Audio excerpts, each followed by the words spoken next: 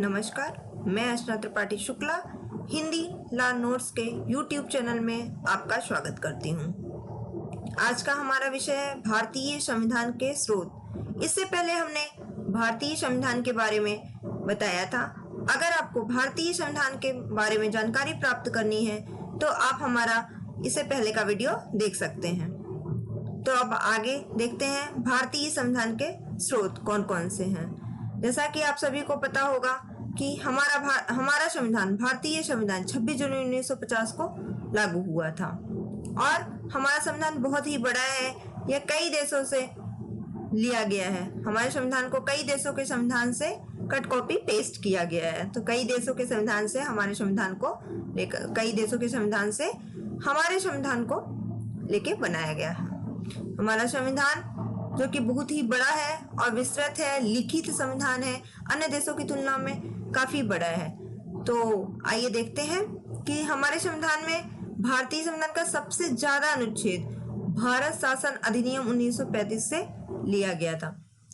आपको बता दें कि भारत शासन अधिनियम 1935 जो है, ये संविधान तो हमारा 26 जनवरी 1950 को लागू हुआ था।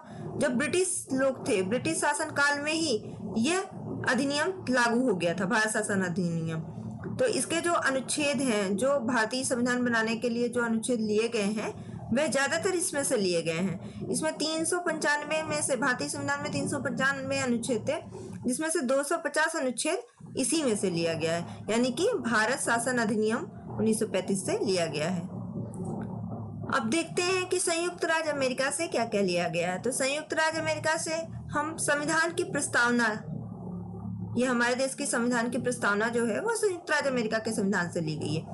आपको बता दें कि किसी भी लिखित संविधान के लिए या हम कुछ भी लिखते हैं तो उसकी प्रस्तावना बहुत ही जरूरी होती है। प्रस्तावना किसी भी चीज के लिए बहुत इंपॉर्टेंट होता है।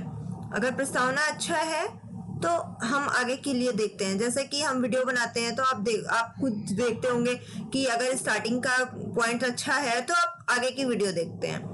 उसी प्रकार जो संविधान की प्रस्तावना है वो बहुत ही जरूरी थी, बहुत महत्वपूर्ण होती है। तो जो संविधान की प्रस्तावना है वो संयुक्त राज्य अमेरिका से लिया गया है।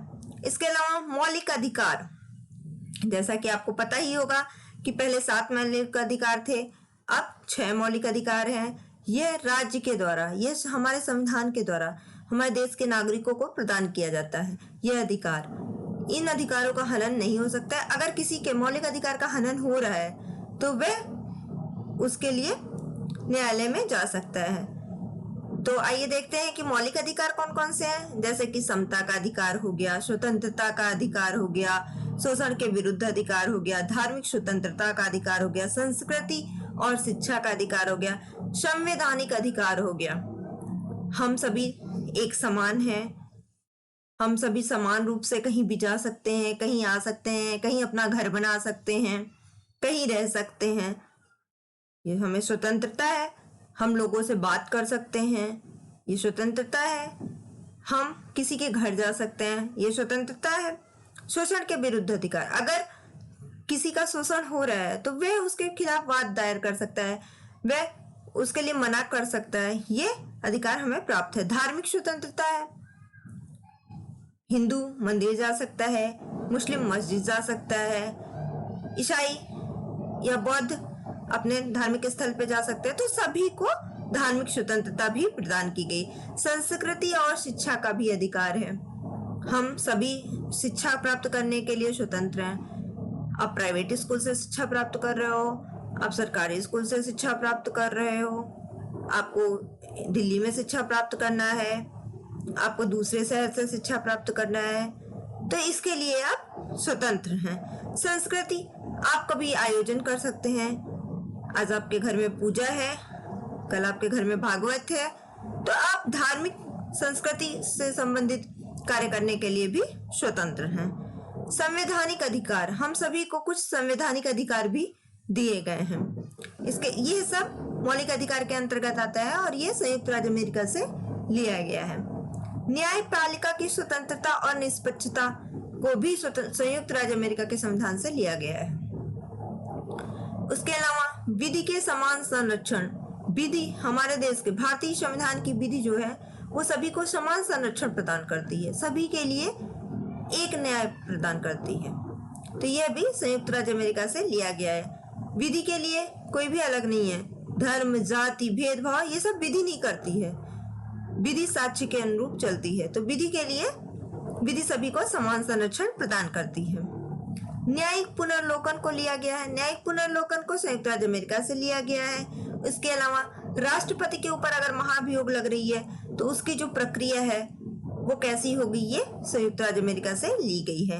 इसके अलावा उपराष्ट्रपति के पद से संबंधित उपराष्ट्रपति का चुनाव कैसे होगा, उपराष्ट्रपति को कब तक रखा जा सकता है, उनका पद कौन ग्रहण कर सकता है, इससे संबंधित जो है हमारा संविधान में संयुक्त राज्य अमेरिका के संविधान से लिया गया है। इसके अलावा अब देखते हैं कि ब्रिटेन देश के संविधान से क्या क्या लिया गया है। तो ब्रिटेन देश से संसदीय शासन प्रणाली ली गई है। संसद जो है वो सर्वोच्च परी है, हमारे देश में भी संसद सर्वोच्च परी है। तो ये संसदीय शासन प्रणाली जो है ब्रिटेन से ली गई है।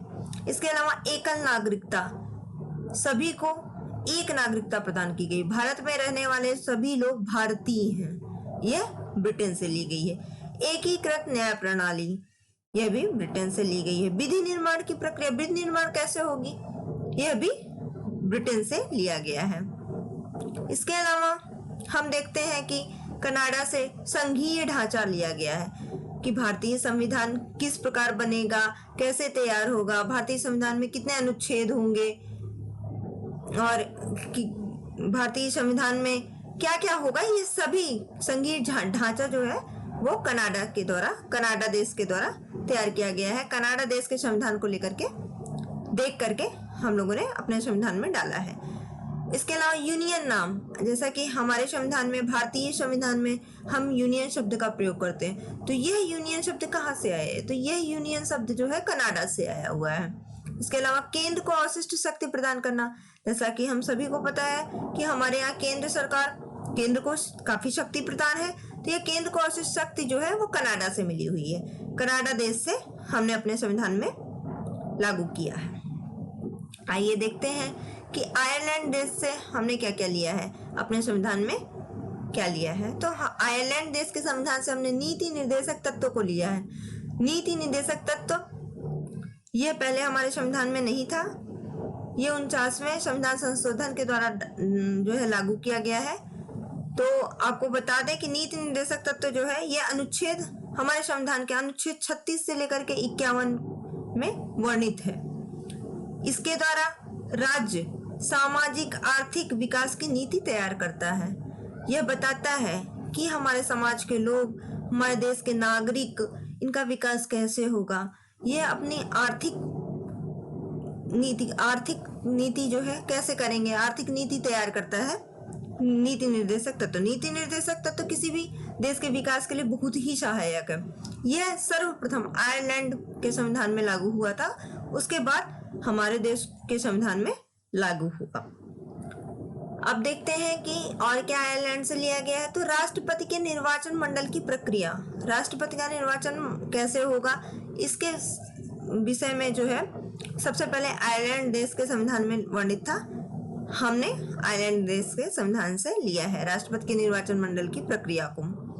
इसके अलावा संसदीय पद्धति के अनुसार निर्वाचित राष्ट्रपति, संसदीय पद्धति के अनुसार राष्ट्रपति का निर्वाचन कैसे होगा, यह आयरलैंड से हमारे संविधान में लिया गया है। साहित्य क्षेत्र में योगदान देने वाले लोगों का मनोनयन कैसे करेंगे, यह भी आयरलैंड देश से हमारे संविधान में लिया गया है।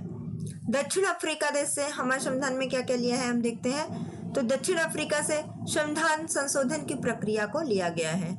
जैसा कि हम सभी को पता है कि संविधान का संशोधन समय समय पर होता रहता है, तो संविधान का संशोधन कैसे होगा, कौन करेगा, संविधान संशोधन होगा, हो सकता है या नहीं हो सकता है, अगर हो सकता है तो कौन कर सकता है, ये सभी प्रक्रिया दक्षिण अफ्रीका से लिया गया।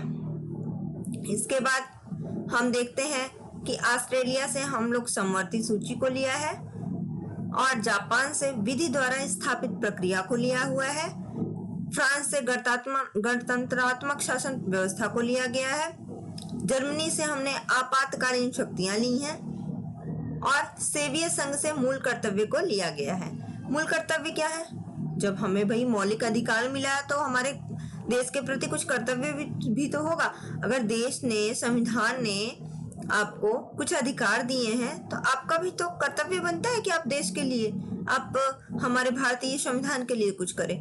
तो उन्होंने अगर भारतीय संविधान ने अगर आपको अधिकार दिया है तो आपका कर्तव्य है कि आप संविधान के लिए, देश के लिए कुछ करें। तो वह मूल कर्तव्य कहलाता है। मूल कर्तव्य में जैसे हम अपने संविधान की रक्षा के लिए जागरूक रहें, हम अपने संविधान की रक्षा के लिए तत्पर रहें, जब भी हमारी जरूरत पड़े तो हम तैयार रहें, हम अपने राष्ट्र ध्वज का, राष्ट्रगान का, अपने देश का सम्मान करें, हम अपने देश की संपत्ति को अपनी संपत्ति की तरह सुरक्षित रखें। ये सभी 12 करीब मूल कर्तव्य हैं, 11 से 12।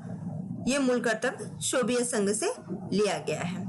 तो आज की वीडियो यही समाप्त होती है। अगर आपको हमारा वीडियो पसंद आया है तो प्लीज लाइक करें, शेयर करें, सब्सक्राइब करें और बेल आइकन को दबाना ना भूलें, जिससे कि आगे आने वाली वीडियो आपको मिलती रहे। धन्यवाद।